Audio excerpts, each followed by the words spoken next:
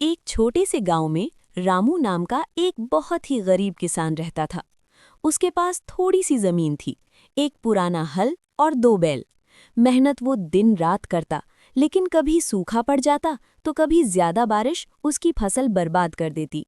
रामू हर शाम अपने गांव के पुराने मंदिर में जाता और भगवान से प्रार्थना करता, हे भगवान, मैं मेहनत तो पूरी करता हूँ, लेकिन मेरी किस्मत मेरा साथ नहीं देती, मेरी मदद करो।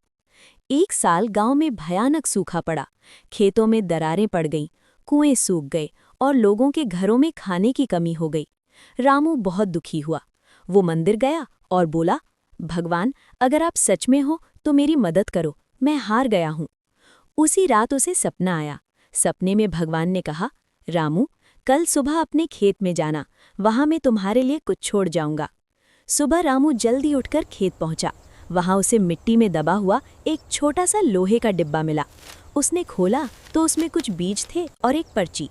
पर्ची पर लिखा था, ये विशेष बीज हैं, इन्हें विश्वास और मेहनत के साथ बोना। रामू ने बिना सवाल किए उन बीजों को बो दिया।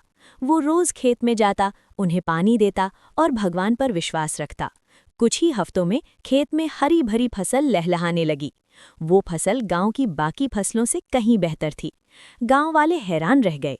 रामू ने फसल बेची, अच्छा पैसा कमाया और अपने परिवार की हालत सुधार ली। लेकिन उसने सारा श्रेय भगवान को नहीं दिया। उसने कहा, भगवान ने मुझे बीज दिए, लेकिन अगर मैं मेहनत ना करता तो कुछ भी नहीं उगता। भगवान भी उसी की मदद करते हैं जो खुद मेहनत करता है। उस दिन के बाद रामू और भी मेहनती और विनम्र हो गया।